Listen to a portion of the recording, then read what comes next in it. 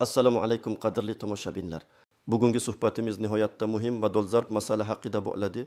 Agar sizda farzandlar bo'lsa yoki oilangiz kam ta'minlangan bo'lsa yoki umuman ijtimoiy himoya tizimidan qandaydir nafaqa olgan bo'lsangiz, demak bu video aynan siz uchun. Chunki agar siz botmaygacha tegishli arizani topshirmagan bo'lsangiz, katta ehtimol bilan may oyi uchun belgilangan to'lovingizni yo'qotgan bo'lishingiz mumkin. Kim kechiksa pulini yo'qotadi. Mana shunday achchiq haqiqat bu. Shuning uchun hozir hech qanday ortiqcha gaplarsiz videoni oxirigacha diqqat bilan tomosha qiling. Bu ma'lumot sizning oilangizga sezilarli moliyaviy yordamni saqlab qolishga yordam berishi mumkin. Agar kanalimizga obuna bo'lmagan bo'lsangiz, hoziroq obuna bo'ling va videoga like bosing. Bu videoni ko'proq odamlarga yetib borishiga yordam beradi. Muammoning mohiyati avval qanday edi va hozir nima o'zgardi? Keling, avvaliga tizim avval qanday ishlaganini tushunib olaylik. Ilgari ijtimoiy nafaqalar, ayniqsa bolalar nafaqasi va moddiy yordam kabi to'lovlar uchun ariza berish jarayoni bir muncha soddaroq edi. Ko'pchilik hollarda ayniqsa birinchi marta ariza topshirgan va ma'lum bir muddatga tasdiqlangan oilalar uchun keyingi davr uchun avtomatik ravishda uzaytirish imkoniyatlari mavjud edi. Ba'zan mahalla qo'mitalari tomonidan ro'yxatlar shakllantirilib, fuqarolarning bevosita ishtirokisiz ham arizalar yangilanib turardi. Yoki bo'lmasa, arizani topshirish uchun nisbatan uzunroq muddatlar berilar edi va kechiktirilgan taqdirda ham to'lovlar kechikib bo'lsa-da amalga oshirilardi. Ba'zan esa to'planib qolgan summalarni ham berish holatlari uchrar edi. Aytaylik, bir oila aprel oyida ariza topshirishi kerak edi, lekin may oyida topshirdi. Ilgari may oyida topshirilgan ariza asosida aprel va may oylari uchun ham to'lovlarni olish imkoniyati bo'lishi mumkin edi. Bu albatta fuqarolarga qulaylik yaratardi, ammo ayni paytda ba'zi kamchiliklarga ham ega edi. Masalan, oilaning moliyaviy holati o'zgarib qolgan taqdirda ham avtomatik uzaytirish tufayli nafaqa olishda davom etishi mumkin edi. Bu esa byudjet mablag'larining maqsadli sarflanishiga to'sqinlik qilar edi. Hozir vaziyat tubdan o'zgardi. Davlatimiz ijtimoiy himoya tizimini yanada shaffof, adolatli va eng muhimi maqsadli qilishga qaratilgan qator islohotlarni amalga oshirmoqda. Yangi qonunchilikka ko'ra aksariyat ijtimoiy nafaqalar, jumladan bolalar nafaqasi va moddiy yordam uchun har bir davr uchun odatda 6 oylik muddatga yangidan ariza topshirish shart qilib qo'yildi. Eng muhimi shundaki, ariza topshirish muddati qat'iylashtirildi va to'lovlar aynan ariza topshirilgan oydan boshlab hisoblanadi. Bu degani, agar siz aprel oyi uchun belgilangan muddat ichida arizangizni yangilamaгаningiz uchun may oyida topshirgan bo'lsangiz, aprel oyi uchun to'lovni olmaysiz. Faqatgina may oyidan boshlab to'lovlar hisoblanadi. Mana shu yerda bizning bugungi asosiy muammomiz tugiladi. Bitmaygacha ariza topshirish kerak edi. Agar siz bu muddatni o'tkazib yuborgan bo'lsangiz, demak may oyi uchun nafaqangizni olmaysiz. To'lovlar endi faqat ariza topshirilgan oydan boshlab amalga oshiriladi. Bu qoida juda aniq va qat'iy. Uning asosiy maqsadi nafaqalarni haqiqatdan ham muhtoj bo'lgan oilalarga yetkazish, byudjet mablag'laridan oqilona foydalanish va ma'lumotlar bazasining doimiy ravishda yangilanib turishini ta'minlashdir. Bu o'zgarish nafaqat sizning qulayligingizni, balki bürokratiyani kamaytirish va xizmatlarni raqamlashtirishni ham nazarda tutadi. Bir qism batafsil tahlil, nimalarni bilishingiz kerak, kimlar tashvishlanishi kerak va kimlar tashvishlanmasligi kerak. Keling, endi bu vaziyatni yanada chuqurroq tahlil qilaylik. Birinchidan, bu qoida asosan qaysi turdagi to'lovlarga tegishli? Biz bolalar nafaqasi va kam ta'minlangan oilalarga moddiy yordam kabi eng keng tarqalgan ijtimoiy to'lovlar haqida gapiryapmiz. Bu nafaqalar har bir oila uchun o'ziga xusus ahamiyatga ega, chunki ular oziq-ovqat, kiyim-kechak, kommunal to'lovlar va boshqa kundalik ehtiyojlarni qoplashda katta yordam beradi. Kimlar tashvishlanishi kerak? Agar siz quyidagi toifalardan biriga kiruvchi fuqaro bo'lsangiz, demak siz tashvishlanishingiz kerak. 1. Joriy yilning yanvar-aprel oylarida bolalar nafaqasi yoki moddiy yordam olgan, ammo bir maygacha ariza topshirmagan oilalar. Sizning nafaqangiz agar aprel oyida tugagan bo'lsa, may oyidan boshlab uzaytirilmasligi mumkin. Idu nafaqalar muddati aprel oyida tugagan va keyingi davr uchun arizani yangilashni unutib qo'ygan fuqarolar. Ko'pchilik odamlar eski qoidalarga ko'ra nafaqa avtomatik uzaytiriladi deb o'ylashadi, ammo bu endi sato tushuncha. 3. Yangi tug'ilgan farzandi bor, ilgari nafaqa olmagan, ammo endi bolalar nafaqasiga murojaat qilishni rejalashtirgan, lekin hali qadam tashlamagan. Va patim ili yellalan oranalam ora pala azalar pataban. Ular uchun ham qoida bir sil ariza topshirilgan oydan boshlab hisoblash. Kimlar tashvishlanmasligi kerak? lazilatiga tanib jiyib tap chibamalan diye bir doji hali hech qanday ijtimoiy nafaqa olmagan va yaqin vaqt ishida murojaat qilishni rejalashtirmagan fuqarolar. Kegada nafaqalar muddati hali tugamagan, masalan may, iyun yoki undan keyingi oylarda tugaydigan oylarlar. Sizning muddatingiz kelganida ariza topshirishingiz kerak bo'ladi. 3. Irmaygacha arizalarini to'g'ri topshirib, qayta ro'yxatdan o'tgan yoki yangi murojaat qilgan va tasdiqlangan oilalar. Endi esa ushbu qoidaning amaldagi misollarini ko'rib chiqaylik raqamlar va aniq vaziyatlar bilan. Misol: Nigora, opa, yagona, ota, ona. Bo'lib 2 nafar voyaga yetmagan farzandi bor. Nigora, opa har oyda 900 firan so'm bolalar nafaqasi olardi. Uning nafaqasining muddati aprel oyida tugagan edi va unga mart oyining oxirida yoki aprel oyining boshida navbatdagi cheks oylik muddatga ariza topshirish zarurligi haqida xabardor qilingan edi. Ammo Nigora opa kundalik tashvishlar bilan bo'lib bu muddatni unutib qo'ydi. U aprel oyining oxirigacha yoki ekmaygacha arizani topshirmadi. Nima bo'ladi? Nigora opa may oyi uchun bolalar nafaqasini ololmaydi. Chunki u ekmaygacha arizasini topshirmagan. U 5 may kuni eslab qolib, zudlik bilan davlat xizmatlari markaziga borib ariza topshirdi. Uning arizasi may oyining 5 kunida ro'yxatdan o'tgani uchun agar tasdiqlansa, nafaqa hisoblanishi may oyidan emas, balki iyun oyidan boshlanadi. Bu degani Nigora opa 300 bin so'm puldan mahrum bo'ladi. Bu esa uning oilasi uchun katta yo'qotish. Bu summa bir oy davomida farzandlariga oziq-ovqat sotib olishi yoki kommunal to'lovlarni qoplashi mumkin edi. U o'zi bilmagan holda bir oylik yordamni yo'qotdi. Itga misol: Ahmad aka va Gulnora opa o'ynayban yetasalasa kam ta'minlangan ola dela ular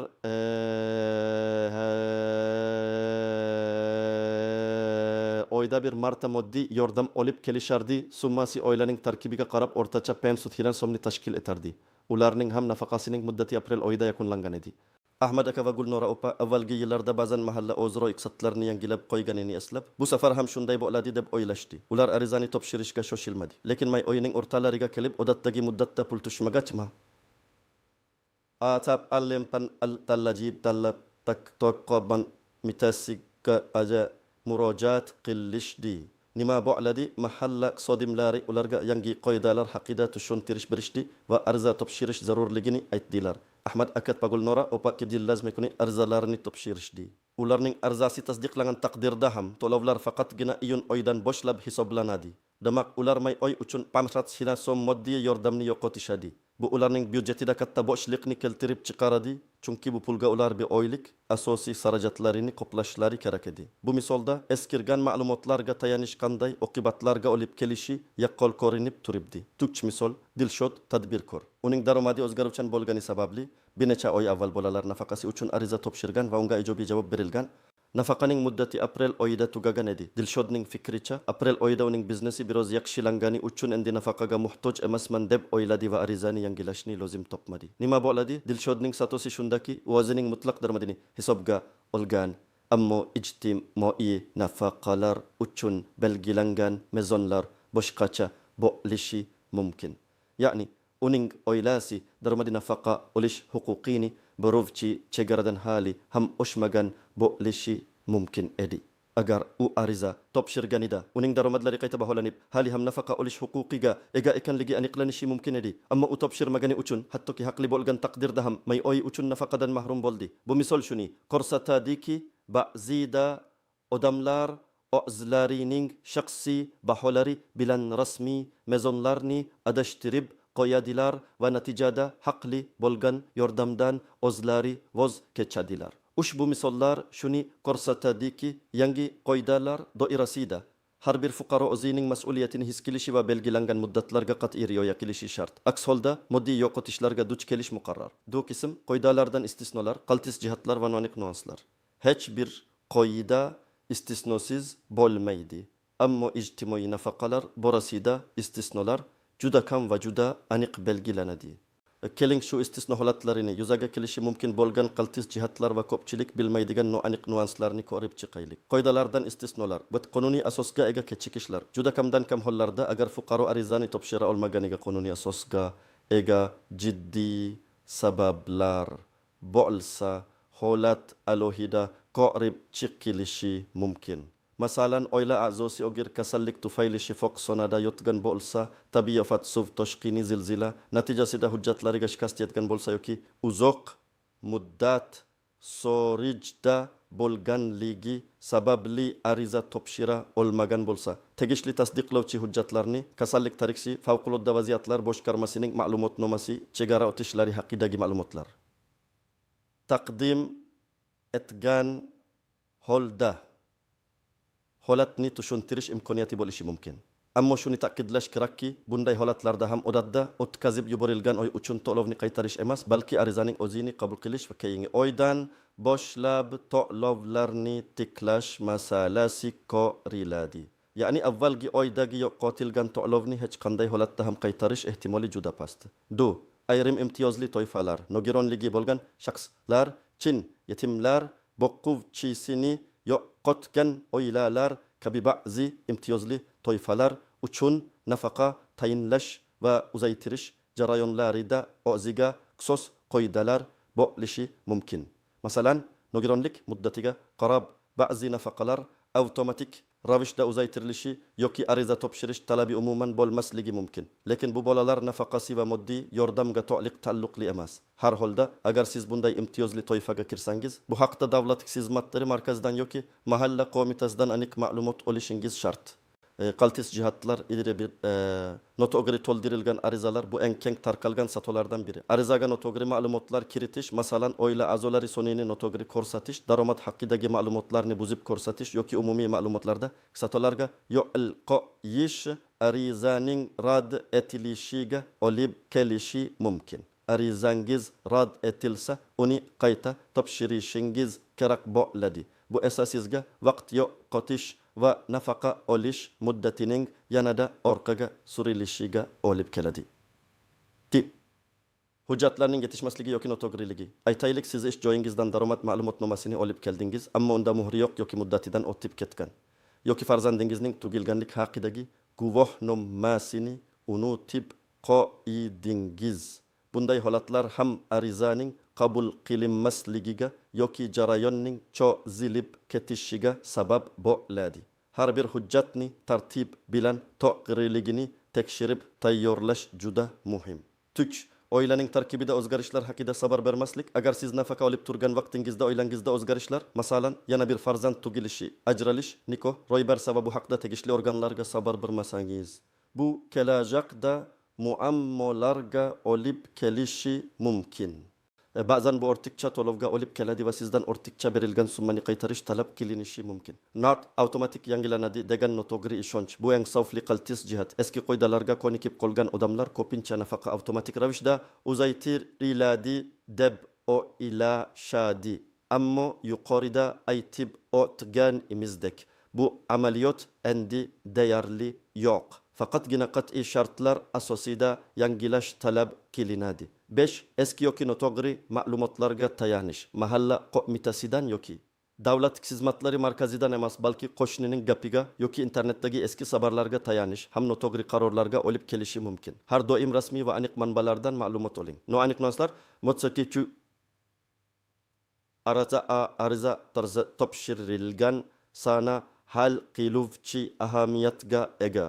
Ba'zi fuqarolar arizani o'tmayda topshirishgan bo'lsa-da hujjatlari tekshirilib tasdiqlanguncha bir necha kun o'tishi mumkin deb o'ylashadi. Lekin aynan ariza topshirilgan sana ro'yxatdan o'tgan sana muhim. Agar siz 30 aprel kuni kechqurun MyGov.uz portali orqali ariza topshirgan bo'lsangiz va u qabul qilingan bo'lsa, siz muddatga rioya qilgansiz. Agar siz 1 may kuni topshirgan bo'lsangiz, lekin u 2 mayda ro'yxatga olingan bo'lsa, bu ham muammoga sabab bo'lishi mumkin. Har doim ariza qabul qilinganining tasdiqnomasini, kvitansiya, xabarnoma olishni unutmang. Online va offline arizalar o'rtasidagi farqlar. My.gov.uz portali orqali ariza topshirish qulay va tezkor. Ammo ba'zan tizimda texnik nosozliklar yuzaga kelishi mumkin. Shuning uchun ayniqsa muddatning so'nggi kunlarida agar online ariza topshirishda muammolar bo'lsa, kechiktirmay davlat xizmatlari markaziga shaxsan borish kerak. Ofisda esa navbatlar yuzaga kelishi mumkin. Shuni ham hisobga olish lozim. Tush, norasmiy daromadlarning ta'siri. Ijtimoiy nafaqa tayinlashda oilaning umumiy daromadi hisobga olinadi. Agar oila a'zolarida norasmiy daromad manbalari bo'lsa, bu haqda ariza topshirishda to'liq ma'lumot berish muhim. Mahalla komitasi a'zolari tomonidan uy sharoitini o'rganishda norasmiy daromad manbalari ham aniqlanishi mumkin. Bu esa arizaning rad etilishiga olib kelishi yoki hatto yolg'on ma'lumot berish sifatida baholanishi mumkin. Mahalla komitalarining roli. Mahalla komitalari nafaqa tayinlashda muhim rol o'ynaydi. Ular arizachining oilaviy va moddiy sharoitini o'rganadi, daromadlari va ehtiyojlarini baholaydi. Mahalla sodimlarining tavsiyasi yoki sulosasi nafaqa tayinlashda hal qiluvchi ahamiyatga ega bo'lishi mumkin. Ular faqatgina bir sulosa chiqarish bilan cheklanmaydi, balki arizachiga hujjatlarni to'plashda va ariza topshirishda amaliy yordam ham ko'rsatishadi. Ularning maslahatlariga quloq solish va ular bilan hamkorlik qilish jarayonni osonlashtiradi. Limpka avvalgi ortiqcha yoki kam to'langan pullar bilan ishlash. Agar ilgari sizga ortiqcha nafaqa to'langan bo'lsa, bu keyingi arizangizni ko'rib chiqishda inobatga olinishi mumkin. Ortiqcha to'langan summa keyingi nafaqadan ushlab qolinishi yoki sizdan qaytarish talab qilinishi mumkin. Shuningdek, agar sizga kam to'langan bo'lsa, bu holatni ham tegishli organlarga bildirishingiz shart. Bu nuanslarni bilish nafaqa olish jarayonida kutilmagan holatlarga duch kelmaslikka yordam beradi. Eng muhimi hushyor bo'lish, ma'lumotlarni rasmiy manbalardan tekshirish va belgilangan muddatlarga qat'iy rioya qilish. Amaliy maslahatlar, tomoshabin nima qilishi kerak? Endi eng muhim qismiga keldik. Agar siz shu videoni ko'rayotgan bo'lsangiz va yuqorida aytilgan muammoga duch kelgan bo'lsangiz yoki umuman nafaqa oluvchilar qatorida bo'lsangiz, aniq qadamlar bilan nima qilishingiz kerak? Qadam-baqadam ko'rsatmalarni diqqat bilan o'qing. Bet qadam darhol tekshiring. Birinchi navbatda siz o'zingizning oilangiz bolalar nafaqasi yoki moddiy yordam oluvchilar ro'yxatida bor yo'qligini aniqlang. Agar bor bo'lsa, oqsirgi marta qachon ariza topshirganingiz va nafaqa muddati qachon tugaganini eslab qoling. Agar muddati aprel oyida tugagan bo'lsa va siz atmaygacha arizani yangilamagan bo'lsangiz, demak siz may oyi uchun nafaqangizni yo'qotgansiz. Ammo bu keyingi oylar uchun ham nafaqa olmaysiz degani emas. Ikki qadam, agar ariza topshirmagan bo'lsangiz, hoziroq harakat qiling. Agar siz may oyi uchun kechikkan bo'lsangiz ham, bu kelasi oylar uchun ham kechikishingiz kerak degani emas. Agar hoziroq ariza topshirsangiz, masalan iyun oyida, sizga nafaqa iyun oyidan boshlab hisoblanishi mumkin. Har bir kun muhim, qancha tez harakat qilsangiz, shuncha kam moliyaviy yo'qotishga duch kelasiz. Qayerga murojaat qilish kerak? Sizning murojaat qilish uchun asosiy manzillar. 1. Davlat xizmatlari markazlari DXM respublikamizning barcha tuman va shaharlarida joylashgan. U yerda sizga mutaxassislar ariza to'ldirishda yordam berishadi va hujjatlaringizni qabul qilishadi. Bu yerda siz yuzma-yuz muloqot qilishingiz, savollaringizga javob olishingiz mumkin, navbat kutishga to'g'ri kelishi mumkin. Shuni hisobga oling. 2. Yagona interaktiv davlat xizmatlari portali MyGov.uz bu eng qulay va tezkor usul. Agar sizda internetga ulanish imkoniyati va elektron raqamli imzo eri bo'lsa, siz uydan chiqmagan holda istalgan vaqtda ariza topshirishingiz mumkin. Sayt orqali ariza topshirishda har bir qadam batafsil tushuntirilgan. Arizangizning holatini ham onlayn kuzatib borishingiz mumkin. 3. Mahalla guzari, mahalla qo'mitasi. Mahallangizdagi mutaxassislar sizga dastlabki maslahatlarni berishi, qanday hujjatlar kerakligini tushuntirishi va agar kerak bo'lsa, ba'zi hujjatlarni tayyorlashda yordam berishi mumkin. Ular ko'pincha davlat xizmatlari markaziga borishdan oldin dastlabki bosqich vazifasini o'taydi. Ba'zi hollarda mahalla sodimlari sizning ariza topshirishingizga ko'maklashadi. Qanday hujjatlar to'plash kerak? Bu ro'yxat har bir oilaning holatiga qarab biroz farq kelishi mumkin. Ammo asosiy hujjatlar quyidagilardir. 1. Pasport yoki identifikatsiya ID kartasi. Oilaning barcha voyaga yetgan a'zolari uchun. 2.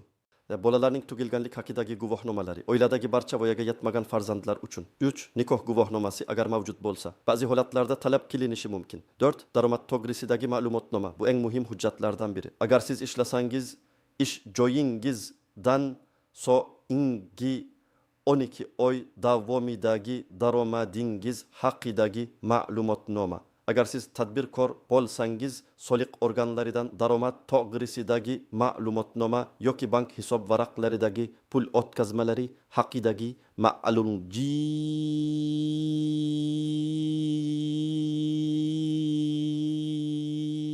agar biror joyda ishlamasangiz bu haqda arizada ko'rsatasiz. Ko'pincha daromad ma'lumotlari elektron tizim orqali avtomatik tarzda olinadi, lekin ba'zi hollarda qo'lda taqdim etish talab etiladi. Lish bank hisob varag'i ma'lumot taqata la lil arva li nafaqa qazartada unaqa o'tkaziladigan bank kartasi yoki hisob varaq raqami lasqi mulkchilikka oid hujjatlar rechondettara zanda ta ana azotlarni agar talab etilsa, yer uchastkasi uy-joyga egalik huquqi to'g'risidagi hujjatlar bu ba'zi nafaqa turlari uchun eligibilityni aniqlashda muhim ahamiyatga ega bo'lishi mumkin. 7. Boshqa maxsus hujjatlar, masalan, nogironlik guvohnomasi, boquvchisini yo'qotganlik to'g'risidagi ma'lumotnoma va boshqalar. Har doim hujjatlarning asl nusxalari va ularning nusxalarini ham o'zingiz bilan olib boring. Asl nusxalar tekshirish uchun, nusxalar esa hujjatlar yig'ma jildiga qo'shish uchun kerak bo'ladi. Nima yozish kerak? Ariza shaklari davlat xizmatlari markazlarida yoki MyGov.uz portalida standartlashtirilgan. Sizdan faqatgina tegishli joylarni to'g'ri va aniq ma'lumotlar bilan to'ldirish talab etiladi. Wachun. Oila tarkibi haqida ma'lumot. Kimlar bilan birga yashashingiz, ularning yoshini, qarindoshlik darajasini ko'rsating. Daromad manbalari haqida ma'lumot, ish haqi, pensiya, boshqa nafaqalar, tadbirkorlikdan olingan daromadlar va boshqalar. Din, yashash sharoitlari, uy-joyning turi, sharoitlari haqida qisqacha ma'lumot. Haqqoniy ma'lumotlar, har doim to'g'ri va haqqoniy ma'lumotlarni taqdim eting. Yolg'on ma'lumot berish kelajakda jiddiy muammolarga olib kelishi mumkin. Hatto to'langan nafaqani qaytarish talab etilishi ham mumkin. Unutmang, bürokratik jarayonlarda sabr toqat juda muhim. Agar arizangizga biror sabab bilan rad javobi berilsa, sababini so'rab oling va kamchiliklarni bartaraf etib, qayta murojaat qiling. Asosiysi, qo'lingizdan kelgancha harakat qilish va o'z haqqingizdan mahrum bo'lmaslik. Xulosa va yakuniy chorlov. Qadrli tomoshabinlar, bugungi videomizda sizga bitmaygacha ariza topshirish muddati va uning oqibatlari haqida batafsil ma'lumot berdim. Sizga shuni aytmoqchimanki, ijtimoiy himoya tizimi doimiy ravishda takomillashib bormoqda va bu o'zgarishlarga moslashishimiz shart. Avvallari nafaqalar avtomatik uzaytirilardi degan tushuncha endi eskirdi. Hozirda har bir oila o'z nafaqasining muddatini diqqat bilan kuzatib borishi va belgilangan muddatlarda arizalarini yangilashi shart. Agar siz may oyi uchun to'lovingizni yo'qotgan bo'lsangiz ham, bu degani siz hammasini yo'qotdingiz degani emas.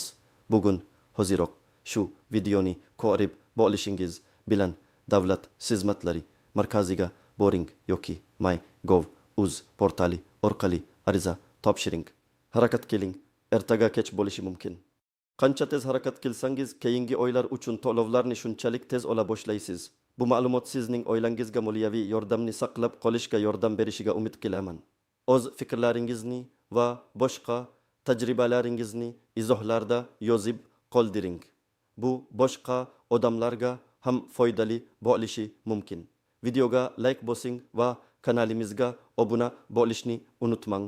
Zero biz kelajakda ham shu kabi muhim va dolzarb masalalar bo'yicha sizni xabardor qilib boramiz. E'tiboringiz uchun rahmat. O'zingizni va oilangizni asrang.